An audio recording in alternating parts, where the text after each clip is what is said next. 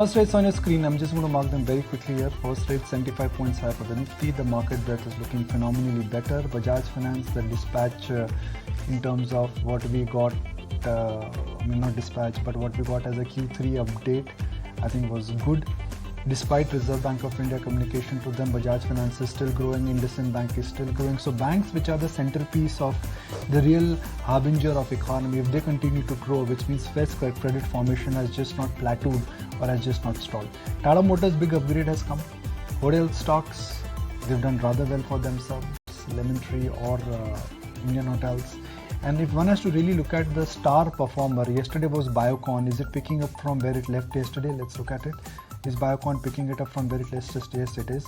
So the market breadth, the tone and tonality of the market reaction to some of the quarterly update, all of them are moving up in a very synchronized manner. Yes, they sure are. About 1% higher for Biocon. This is in addition of the big pop on the stock to the tune of 6.5% on futures that it saw in trade yesterday. Bunch of other stocks, Nikun just highlighted Bajaj Finance as well. Their quarterly update is impressive. They've actually seen the best year-on-year AUM growth in about 16 quarters, and that's an uptick of nearly about 35% that they've posted. 3.25 solid move coming in on Bajaj Finance to start off trade. There's news on Vedanta as well. Vedanta Resources have got the bondholders nod now to restructure 4 series of bonds. So look out for that stock as well. Holding up higher, 1.5% as we speak right now. There's an acquisition coming in for Dr. Reddy's. They've acquired Menolabs supplements portfolio from Amyris. Dr. Reddy's though starts off a little bit tempered. For IEX, the total December volumes have seen an uptick of about 15%, and there's been a market share gain as well, about 1.5% higher for this one. There's also Torrent Power. They've signed 4 MOUs with the Gujarat government worth 47,350 crores, 6.5% higher for Torrent Power as we speak right now. Having said that, for IndusInd Bank, the CASA ratio actually has been the slowest in about 27 quarters, and the year-on-year deposit growth as well has been the lowest in about 6 quarters or so. IndusInd Bank starts off absolutely flat as we speak, and I think sale is going to be an important one because the divestment of Salem Steel has been called off by the centre. The announcement came in just last evening, 0.7% higher for sale as we speak right now. But for the market, it's not bad a start. It's pretty quiet. We're still sub the 21,600 mark. But yeah, better off than the rest of the globe, Nikunj. Yeah, not bad at all. So let me bring on board Rajat Rajgadia and let's take a conversation forward. Rajat, fantastic to have you in our studio. Actually, I'm meeting you after, 3 years now? More than that, in person. Pre-COVID, yeah. Yeah, COVID came in. We don't realize it actually. Yeah, I got an invitation quite late. Yeah. Morning, everyone. So nice to have you back.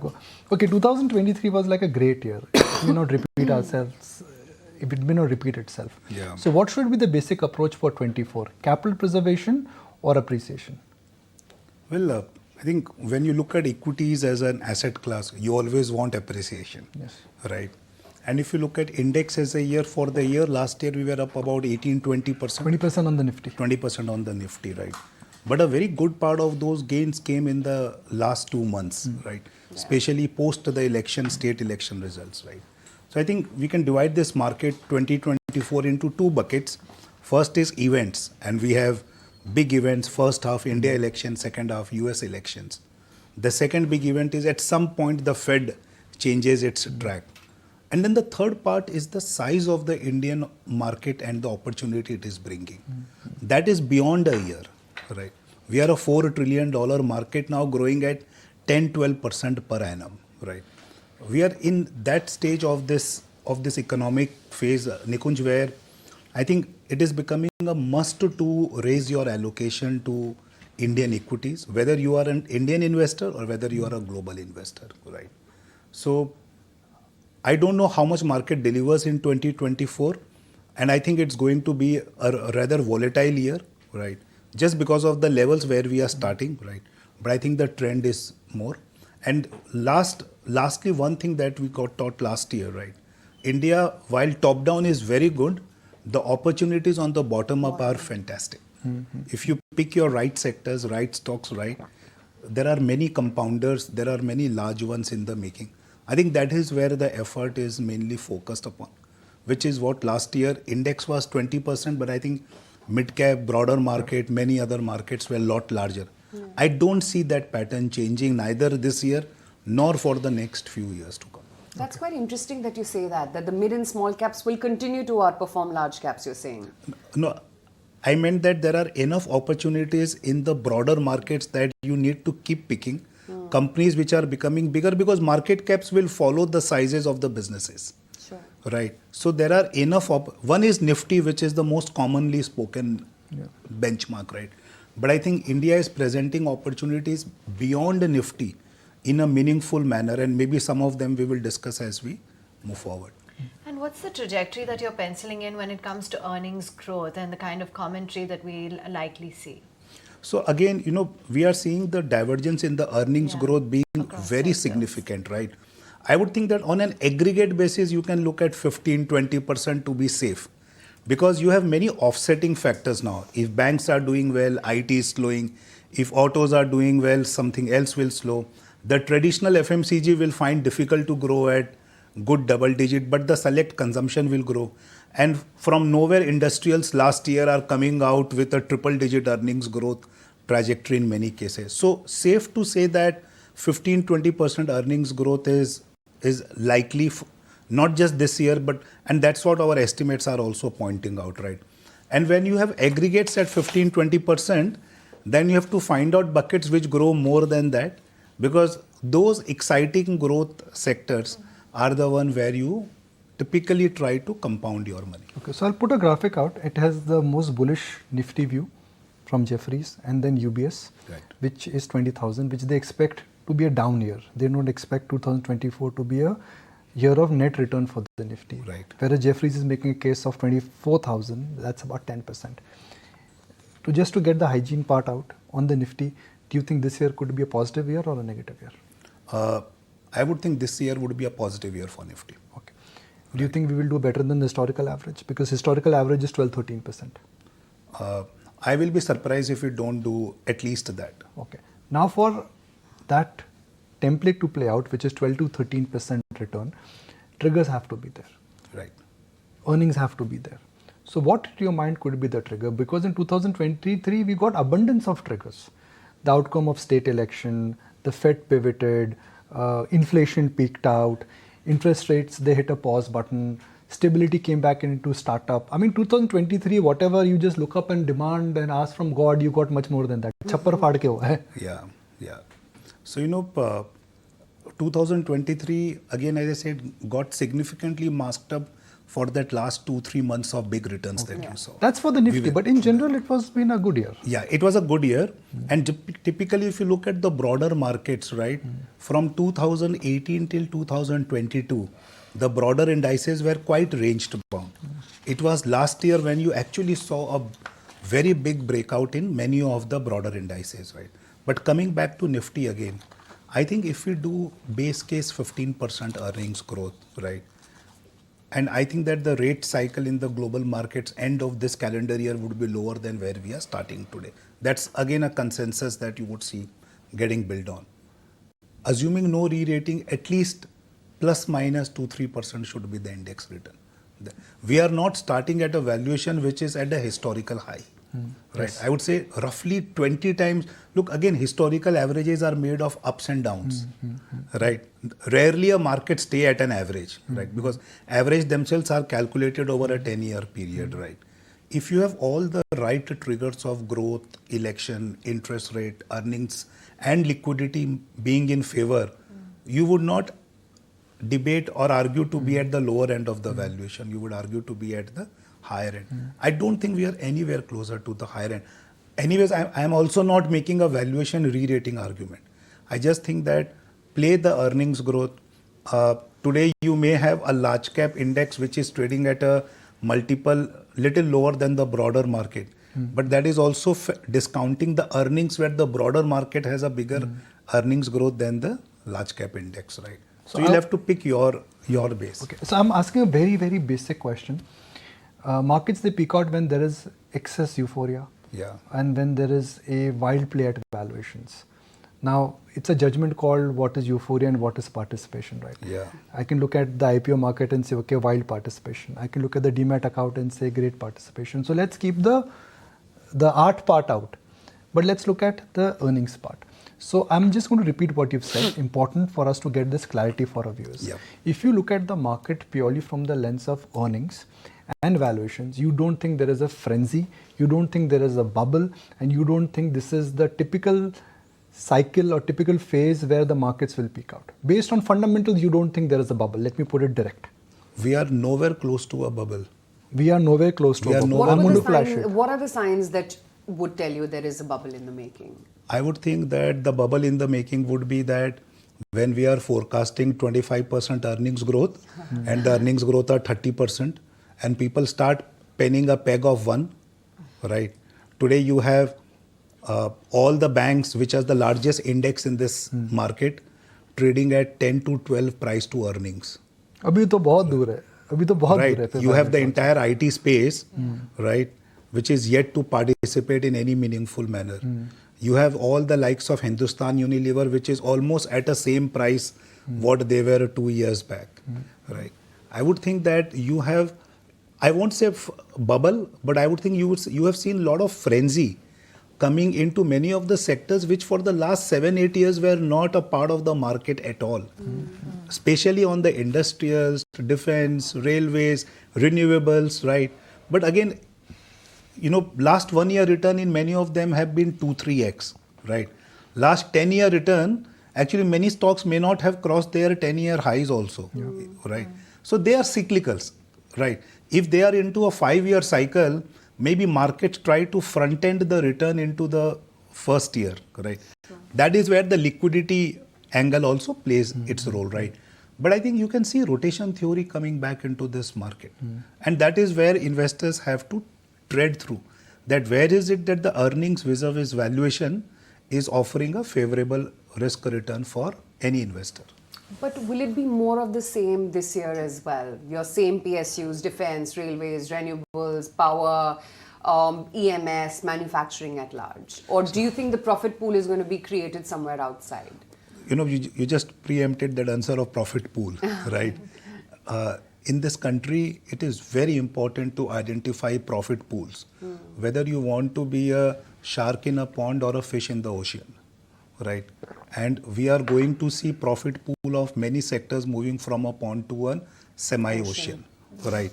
And that is where identifying some of them early, even if they have, look, for a sector, for a company to be 10x in the market cap, you will always be wondered by the first 2x or 3x, right? But don't miss that the next 3x, because that happens from a size, that happens from an allocation, right? That's why it's very important to understand how much time you spend in the market rather than thinking how do you try to time the market. Can you just give an example to take that point forward? You know, examples. See, facts are hard to remember, but stories always are remembered. Sell. Yeah. So, you know, at the beginning of this year, 2023, right, I would think that PSUs generally as a theme were starting to, you know, make some buzz. You had defense, you had budget, you had government speeches, you had many indications of railway capex, defense budgets, EMS, renewables coming up, right? So you could have tried to take a stock, buy, sell 4 times in its journey of being 3x, right? If you would have bought a stock at the beginning of that conviction and rode through that entire rally, which is still not over, which is still going to continue for the next few years, right? You could have possibly captured the entire 3x, 5x, right? If you do buy, sell because sometime valuation looks high, then the story becomes better. I would think you would capture less than half of the return that your conviction would have delivered it to you. I think the same thing holds true for suppose state-owned banks, right? How many times we have seen 0.5 pe kharido or 1 time pe bech do, right? I don't think we have seen balance sheets and growth orbit better than this in the last 20 years of these banks. So why should they be constrained by a historical valuation band? Why can't they trade at 1.5, 2 times if they can deliver 16-17% ROE for the next 3-4 years? Which means that we are still talking about these stocks that can potentially double from here after doubling last year, right? So I don't think they are anywhere close to a bubble now. I don't think if they rally another 50% this calendar year, they would still be in the bubble. Just that the stories are getting better as the growth orbit becomes better. But within PSBs, because it is a large enough pool, how do you select? Do you stick by with the leader or do you buy a basket of some? Look, best of them, State Bank definitely leads from the Of front, course. right? And I think that the next two you can always bet upon, right? I think this market has so many different categories of investors that the options to pick stocks within PSBs or any other sector is also relevant to the style of the investor who is looking at the names, right? Someone willing to put in $1 billion State Bank is the obvious choice. Someone willing to put 100 crore, you have another second tier, third tier. I won't say second tier, third tier, but the smaller size, right? For retail investors, you can see that the volumes in some of the even smallish PSU banks are, because ultimately all of them are benefiting from the same story. Someone is delivering better than the other. Somewhere the valuation is cheaper than the other. So your core portfolio should have the best, the largest, Of course. right? But the market is a combination of all kind of stocks. So I think as a theme, if you like something, you can keep trading in between some and hold core as some. Sure. So defense, there's PSBs, what else? Where is it that you find there's still value on the table? I think as a theme, Aisha, we have been very positive on this whole travel and tourism as a space, right? This is again a sector which is just coming up in this country after COVID, right? I would say the last 18 months was the period when this sector started showing its way of leadership on the consumption side. You look at hotels, you look at aviation, you look at travel accessories, right? As the per capita consumption, travel, office travel, leisure travel, entertainment grows, right? There is a huge business opportunity for them. The other thing is, because of the COVID, the capacities have been constrained. If you guys would have traveled anywhere in this whole holiday period, I don't think, Nightmare. just look Too at the expensive. The crowds. just look at the today hosting an event in India is expensive than hosting an event Outside India. outside Yeah, India, yeah, right? yeah. And still you don't get vacancies, right? I think this is a theme here to stay. One is the earnings growth, and second is when these companies generate a lot of cash flow, the balance sheet becomes very solid. From a debt-ridden balance sheet, these companies are going to become cash-rich balance sheets. So ride through this cycle, and I think over the next 2 years, you are going to see many new listings, many new opportunities in this travel and tourism. That is how big sectors typically get developed, right? Today you have 4 or 5 hotels listed. I think in the next 2 years, you may have dozen IPOs of the hotel companies coming up, right? So I think this is one theme besides financials, besides consumption, select consumption, besides industrials. But I think this travel tourism looks like a very powerful theme in the making for us. And what's driving the optimism in consumption, even select consumption that you're talking about? Are not the worries of inflation, rural slowdown likely to be deterrents? So I think the consumption basket is essentially driven by what is it that you were not spending on, which you are spending now because of the income level increase, right? What you have been consuming on a regular basis, right? You may not increase your wallet share there, but what you have not been consuming, and because of the general, like for example, where do you classify real estate, right? If you look at the amount of real estate optimism that has come in the last 2 years, it is the wealth impact which is happening partly because of the economic growth and partly because of the stock market wealth creation, right? That I categorize as some form of consumption, because this time you are seeing first time house buyers or people expanding into larger houses for self-consumption, not necessarily for investment. Secondly, if you look at, like again, I'm coming back to this travel tourism, right? Why are people traveling more, right? Why are people spending more? It is Because they can. because they can, right? And because they want to also, right? One is affordability and second is intent. Now both are being met, right? So I think you keep figuring pockets of, consumptions which are going to come up. May not be the traditional FMCG, right? But maybe many items. And I think the last thing is the whole IPO market, the primary market. If you look at the number of IPOs that have come in the last 3 years, I would say roughly about 50% plus would have been linked somewhere to consumption. So this whole options being available to invest also is drawing up a lot of money into these sectors. You represent the institutional business, and institutional investors follow what could be called as an ESG template. Yeah. 2021-22, their template said anything which is non-environment, anything which has got nothing to do with governance, anything when there is a lack of corporate social responsibility, avoid that sector, whether it was tobacco or utilities. जहाँ से धुआं निकलता है उसको invest मत करो. Now ITC has gone up, NTPC has gone up. Why is there change? I mean, this is a big change from an institutional perspective. So I think so Nikunj, if you take like a 10-year view, right, I think ESG will only become stronger as a theme. In between that, you see variations of people moving to extreme, right? ITC got traded down maybe partly because of ESG, but largely because the earnings growth was subpar, right? I think whether it be institutional investor or an individual investor, everyone wants to chase growth. Yes. Right. And whenever growth comes, even if for 10 years you may not be bucketing that stock in your portfolio, right, you always have some short-term opportunities that you want to encash upon, right? The ESG template itself is going to get more stronger, and people are going to bucket them into completely red line and maybe some bit of orange or amber, right? I think right now we are ourselves developing the whole ESG template as a market. But right now, growth is what is overriding. If you see that because of underinvestment due to ESG, opportunities for those sectors in the immediate 2-3 years becomes pretty good. No one will want to miss out at least on that. Unless your fund are very strict ESG compliant. I don't think that the very ESG compliant funds, right, would venture out of their own mandate. But many other funds, I think, they can always make a 40-60, 60-40 effort to see how they can capture the short-term returns. As an institutional broker, you need to have an edge. I'm sure when you talk to your clients, they would say, if you talk about India is a growth country, financials are a play on economic growth, consumptions will grow. Those are like consensus views. But when you are speaking to your clients, what is the differentiating view where you are differing from what your peers are saying, or you would say that, look, this is a new idea which we've stumbled upon? I'm just going to enumerate that point for the benefit of our viewers.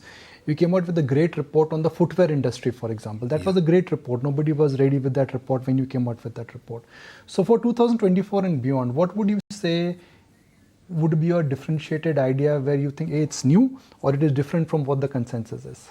Well, I think, Nikunj, while we always try to capture newer opportunities, and we will do, I can assure you and all the viewers, because that's what the focus of the whole team is, right? I think a lot of the time, big money is made out in your existing coverage itself.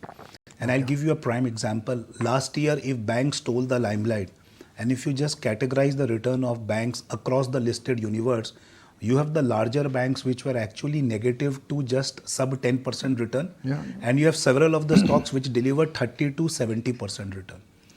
Within the sectors itself, if you can identify which are the ones which are going to do well over the other, I think a lot of the differentiation can be made. Look at autos, look at IT.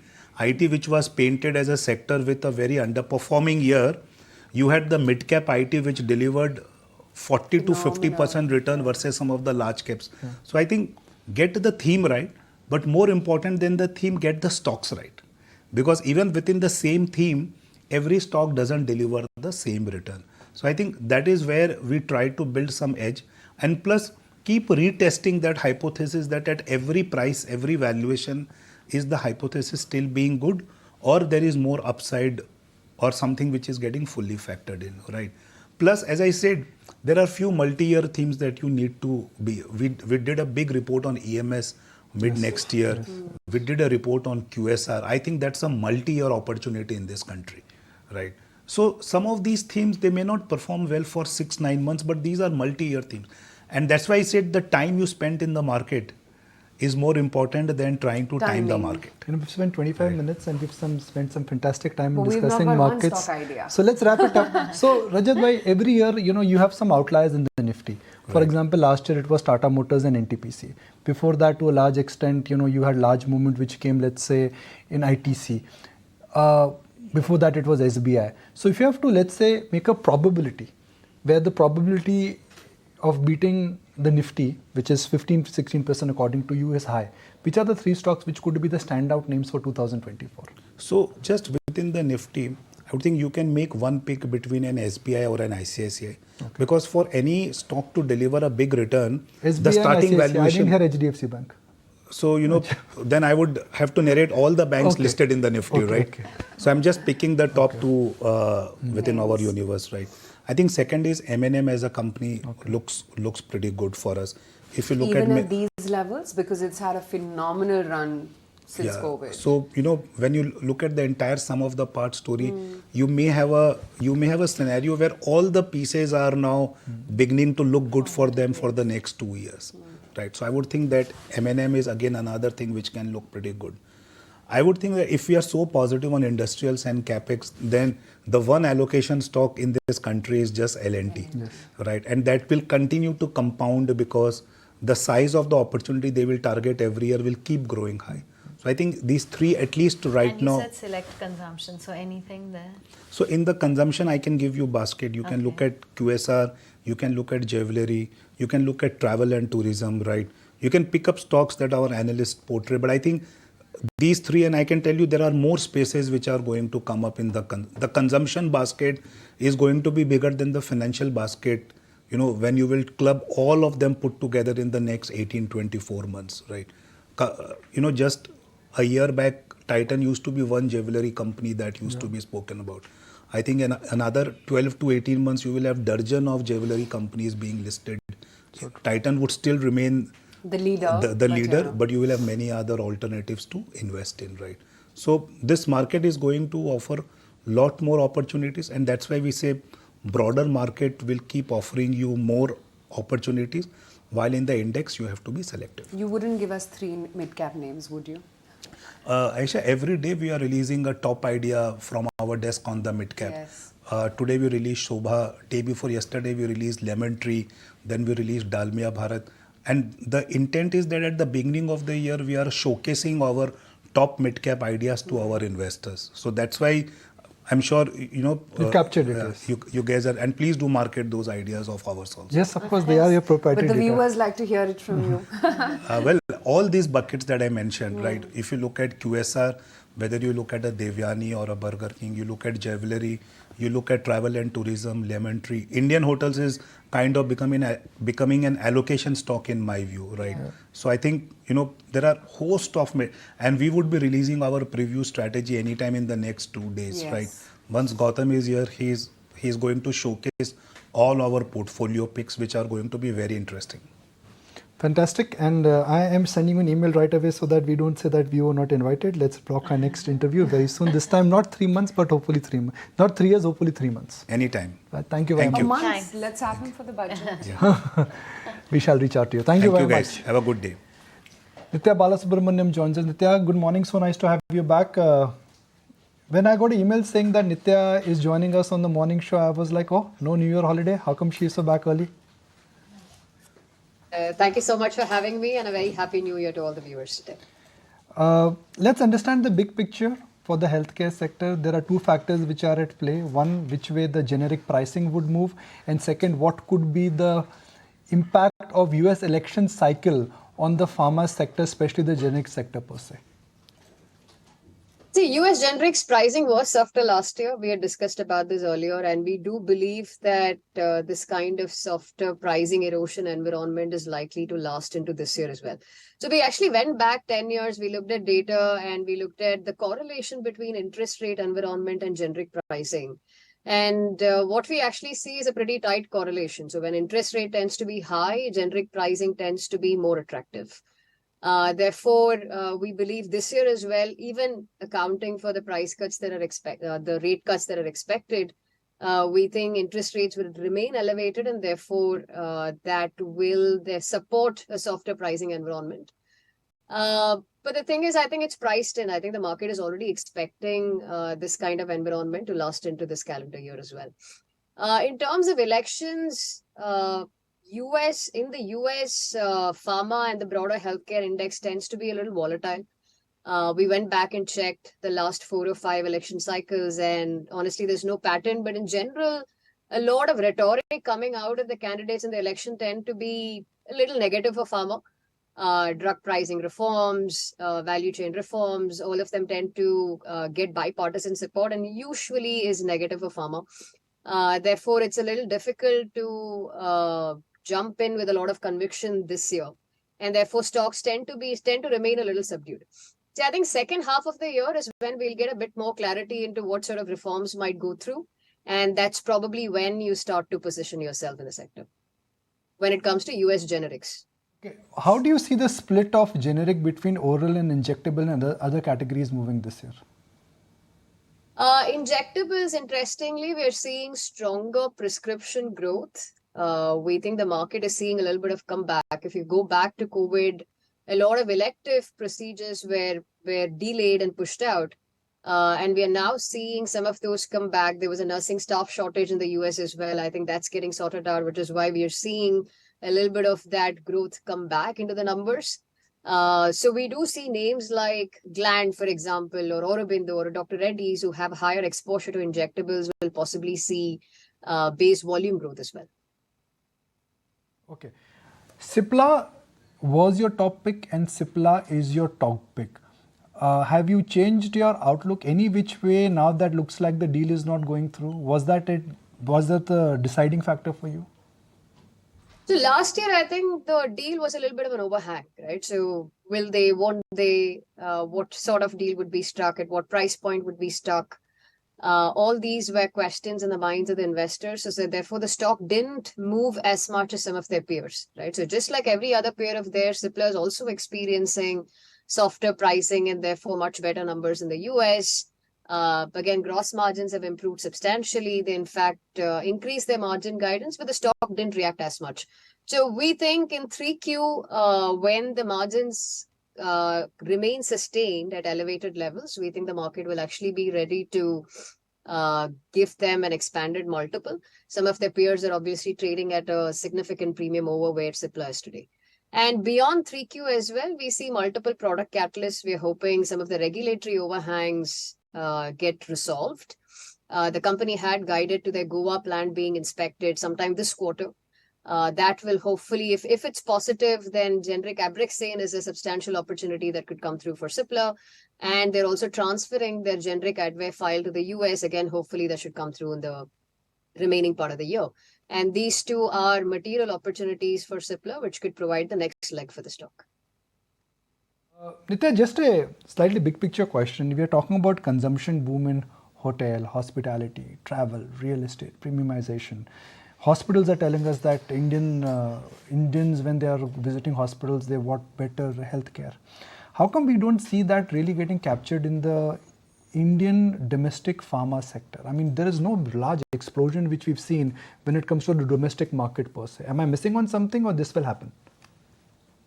See, I think we tend to look at data that's reported by either AAOCD or IQVIA. I'm not sure they represent the trade generic market particularly well. I think the panelist of distributors that they take the sample data from are more focused on branded generics. I do believe that there is a lot more volume growth than the numbers are reflecting in some of the smaller towns, your tier 4, tier 5 towns, where trade generics tend to be a larger contributor. So I do believe that there is a lot of scope and opportunity. You talk to any of the individual companies, right? You talk to the bigger companies, you talk to the smaller companies, all of them will tell you that they're actually seeing a fair amount of volume growth on the ground. And you can also see their commitment to the India market in terms of the reps that they've added on the ground. So most large companies have added anywhere between 1,000, 1,500 reps in the last couple of years. And a lot of them, as they improve in terms of productivity, you should start to see volume growth come through. So I think at a top-down level, I do believe there is a lot more growth than what we're seeing in data. But I do believe that the growth drivers will possibly shift into volume growth from pricing growth. I think the last 2 years have been pretty good in terms of pricing growth because of the higher inflation as well, which was passed along. But now that WPI is trending much lower than before and back to pre-COVID levels, we should possibly see the growth driver shifting into volumes as well as new launches.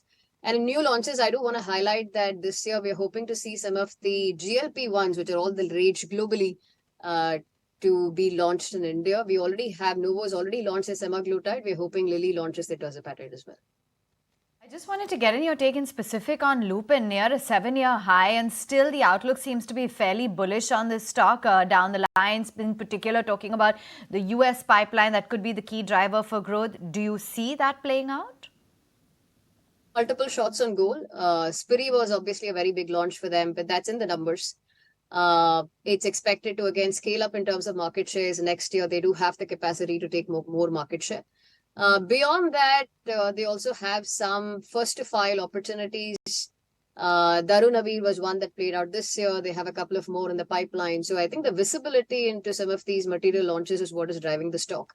But I think at a 30x FY25 PE, we are starting to get uncomfortable about the valuations. In general, do you think pharma stocks are pharma as a sector is now priced to perfection? Whatever mean revision we've seen in 2003. It's not just mean revision. I think most companies, depending on what you're looking at, if you look at 10-year averages, most companies are now trading at almost one standard deviation above their own long-term 10-year average. But I think if you look at it from the perspective of premium to Nifty, I think that's still at long-term averages. So if you're willing to accord the India premium onto the healthcare sector as well, I think it's trading at a similar premium to Nifty. That being said, from here on, we think a lot is priced in. The softer pricing environment is priced in. We are expecting 9-10% growth at least from the India market. The higher gross margins are priced in. In terms of significant delta from these levels, at least sitting here today, I don't have visibility into any big catalyst. But that being said, we don't see major downsides either. So it's possible that multiples, therefore, are sustained. Earnings upgrades is what will drive the stock. So it then, therefore, becomes stock specific. So some product launches or specific licensing announcements, agreements, etc., is what can drive the stocks. To have you on the show. Thanks as always for highlighting your views. Let's move on and let's talk to one segment of the economy which is not really performing all that well. The rural slowdown and how that's trickling into the tractor numbers as well. So let me welcome on board Anthony Cherukara. He's the CEO at Vesti Tiller Tractors, joining in on the show right now. Anthony, great to have you on ET Now. Thank you so much for making time out. And firstly, wish you a very happy new year from all of us. Good morning and happy new year to all of you as well. Thanks. Anthony, the tractor industry saw double digits, sales decline in December. Were the sales of the month below what you were anticipating and what your back-end calculations were? Because with such numbers, I'm guessing you would have to trim your guidance as well, right, for the full year? Yes, the expectations were definitely better. We were expecting the cash flows to be better. However, we knew the industry is affected because of the temporal and spatial distribution of rainfall, which affected cropping patterns, especially the harvesting has got delayed. But we were also hopeful that with elections coming in and elections happening in some of the states, the cash flow would be better than expected. Do you see this changing post this harvest season? We believe that in Q4, the harvest cash flows would come into the farmers' hands. That would definitely happen. We are also hoping that the elections that is coming up in the probably the first half of this calendar year should enable some cash flows in rural India. And this should augur well for Q4 for the industry. Also wanted to understand, Anthony, what about the overseas markets? Are the export numbers as well a little wobbly, or things are good there? Exports have grown for us. However, if you look at the industry as a whole, there has been a decline. In Europe, especially with the economic situation not completely stable as yet, and purchase decisions being postponed by buyers, especially hobby tractor buyers, not necessarily the professional farmers. So the hobby tractor segment, which we serve, most of the Indian tractor companies serve that segment, and this segment has definitely got affected. Yeah, just debating what is the meaning of hobby tractors. I mean, what is hobby tractors? Yeah, that's small farms, horse stables, typical city dwellers buying farms, going into rural countryside to do their farming during weekends. That's the segment of hobby farmers. Inspirational. I had no idea. Learning something new every day, I guess. But I also wanted to talk about the plan for the company to launch the Zetor brand of tractors in Q3. Are there any updates on that? Will you be sticking to your guidance of about 1,000 units of sales in the first 12 months? Yes, first 12 months we are confident of 1,000 tractors being done as told earlier. However, the launch got delayed by a couple of months, and hence the 12-month period has got shifted. Now, FY24, some would say, in a sense, got hit because of monsoon, because of base effect, something which you indicated too. But for FY24, the risks are still there, which is that nobody can call monsoon. The rural economy is still under pressure. So then FY25, I mean, there is reason to be optimistic. But realistically, I mean, it's difficult year to call. Yes, definitely it is a difficult year. The vagaries of nature, the vagaries of monsoon will remain. This is an industry which will get affected with these factors of demand drivers. And the de-risking factor is how you're spread geographically. And that is why at VST we have a global outlook. We have expanded into Europe. We have already declared that we will be entering the US market in the next 2 years. And that should de-risk the revenue factor for us in a big way. Product replacement cycle, I mean, how does that work for you? Product replacement, see, in India, there are two factors to look at. There is a large segment of small and marginal farmers which are not into mechanization yet. So that is where our business, which is big in tillers and small tractors, come in. And we find a lot of potential in the first-time buyers itself. Second is the product replacement market, which is mostly in the high HP segment, which we are getting into, and in some of the mature markets, especially in the north, which we are entering. And that will be driven by service and trust on the brand. Okay, fair enough. And what is the outlook in terms of the market dynamics for EV tractors in India, according to you? We have been working with multiple players outside India on EV tractors, and we are supplying to one of them in the US market, the drivetrain. In India, it is going to take more time. It will be based on infrastructure availability. I don't think it is an issue of adaptation. I think farmers will adapt if the appropriate technology is given to them, but it's also to be supported with the necessary infrastructure in terms of charging, because swapping of batteries, I don't think is something which farmers will accept considering the cost.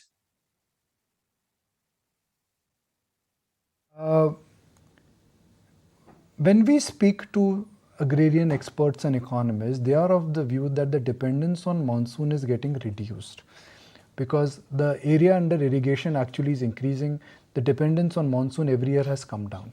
If that is true, then how come that is not getting captured in what you are communicating? Because you are communicating to us monsoons was bad, sales were bad.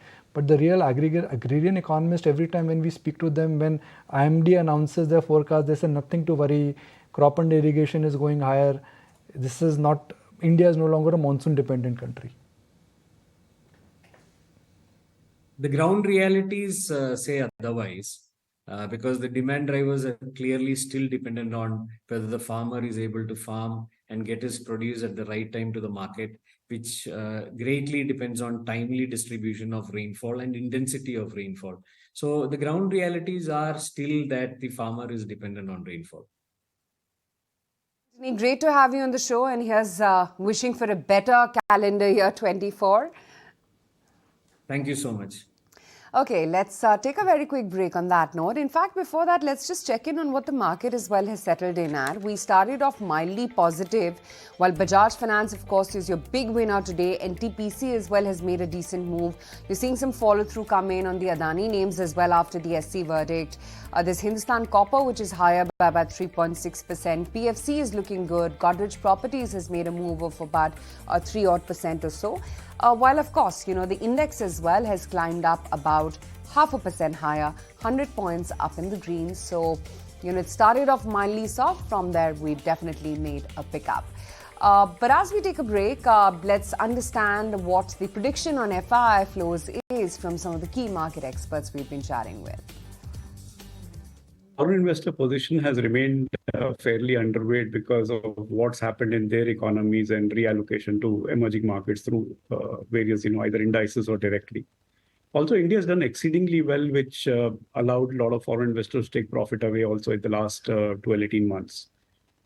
The important thing now is from a geopolitical point of view, from a broader core economy performance point of view, India is doing relatively much better than most other places. So this will be the place where you will certainly find foreign flows gaining momentum. I think the valuations, is something that has, kept a lot of foreign investors still at bay. While CY23 was a reasonably good year for foreign flows, but that was very, I would say, not a very broad-based flows that we've seen. In fact, my interactions with most foreign investors still suggest that several of the emerging market investors are only marginally overweight on India, much lower than what they used to historically. And the primary reason has been valuation and the political uncertainty. So my sense is that CY24 will see, strong foreign inflows. Most fund managers are overweight India. Massively. Financials. Massively overweight India. Because China has done nothing. So if you take last 3 years, I'm saying MSCI dollar return, China is down 20%, India is up 10%, CAGR. So in 3 years, India has outperformed by 30% CAGR over China. India's weight has gone from something like 10% to 18% in MSCI. So yeah, on that 18%, most funds are already overweight. So I don't think FIIs will make such a massive difference to the market. I think the domestic flows will continue to surprise. FIIs will, at best, may not sell,